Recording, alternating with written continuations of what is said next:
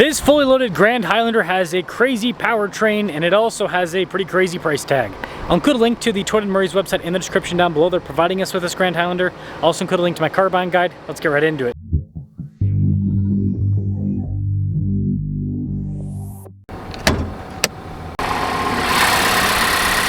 Under the hood is a turbo 2.4 liter 4-cylinder paired to a hybrid and a 6-speed automatic.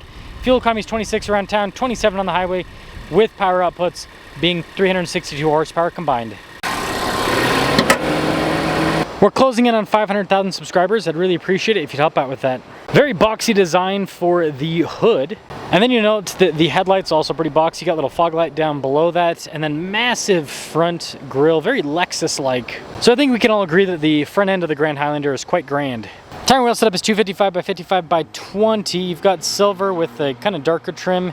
And then you have the unpainted fender flares too. This one actually has these little side steps there at the bottom. And then the side profile will show you just how big this is. Quite a bit larger and boxier compared to the regular Highlander.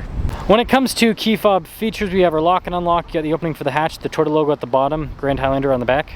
1500 watt outlet, and then we've got this little floor covering here. And if we lift this up, a little bit of storage underneath, not a lot though with the hybrid system. I'm actually kind of shocked. These seats are completely manual for the third row to raise and lower them.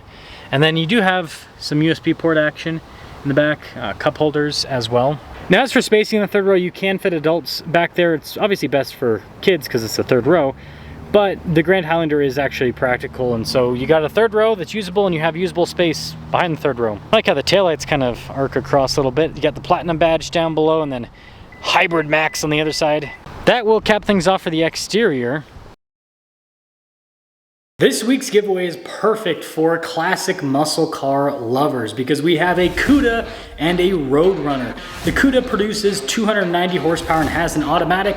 The Roadrunner produces 390 horsepower and has a manual. Both of them are obviously powered by V8s. Now this particular giveaway is going to be ending fairly soon on November 2nd. So if you want to get in now and get some extra bonus entries, just use code BHC or click the link in the description down below or the pinned comment.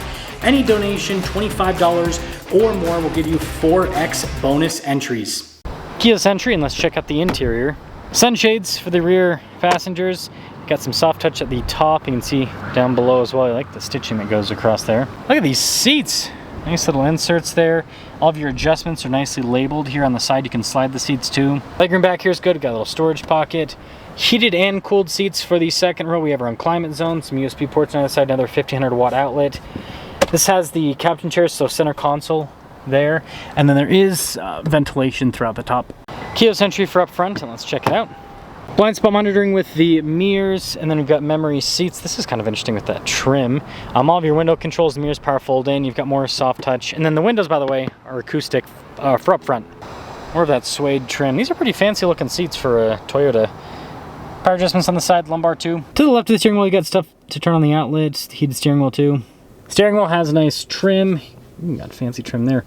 Paddle shifters on the back. You have adaptive cruise control with lane centering, volume and voice command controls, regular stocks on the back of it. Full digital gauge cluster, which you can change what is displayed here. It's very customizable. One of the more customizable clusters, I would say, that's out there. And then it will also display the drive mode depending on what you have selected. It does have kind of a little animation where the Grand Highlander drives through.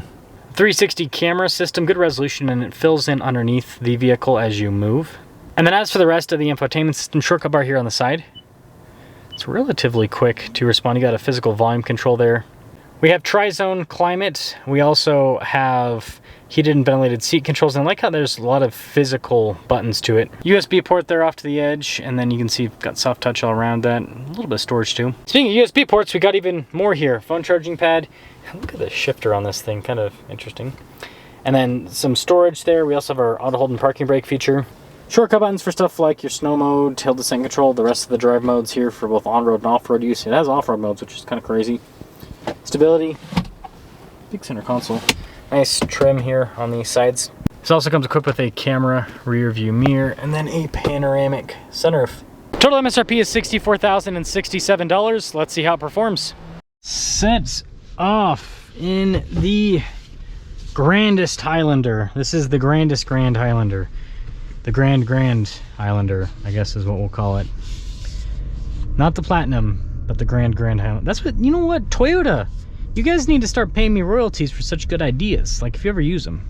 If you ever call this the Grand Highlander, I want $1 and more. I gotta make sure I sell myself properly. I want 50 bucks per car sold.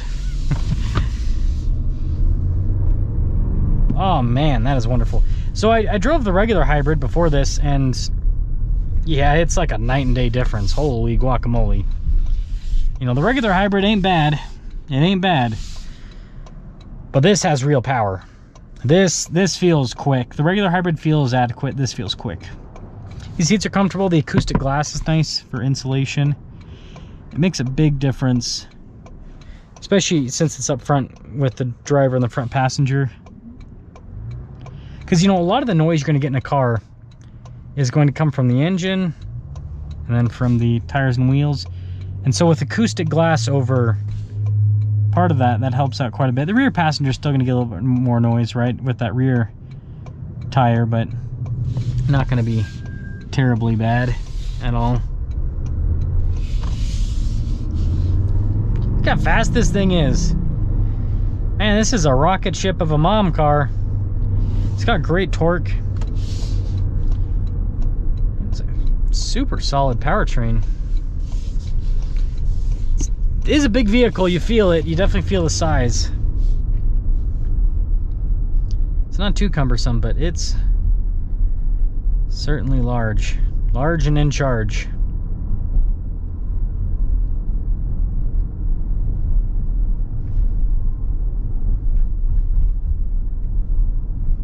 Yeah, going over the bumps and everything, it's pretty nice.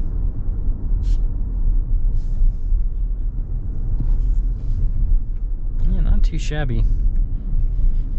Again, it's unibody construction with independent suspension, so it is drive more car-like. The more I drive these new hybrids, the more I think that hybrid is going to ultimately be the future.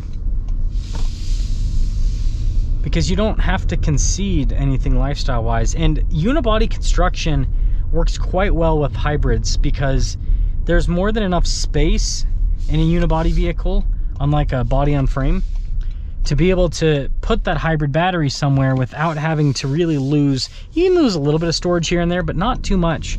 Like body, I mean, you guys see Toyota's SUVs, like the Sequoia, the Land Cruiser, that have the hybrid, and you lose in the 4Runner that has a hybrid, you lose quite a bit of space because there's nowhere to really put the battery. But with this, it's like you can wiggle it somewhere. So yeah, the more I review this, the more I kind of think that these unibody hybrids are probably going to end up being the future. That's cool to see. That guy looks like he's probably, oh, almost fell there. He looks like he's probably in his 80s, still running.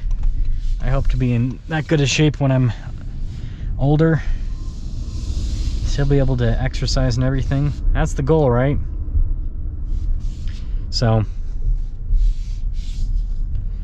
what are your thoughts? I think if you can afford the Max, it drives a heck of a lot better than the standard hybrid Grand Highlander. But the standard one's not bad at all.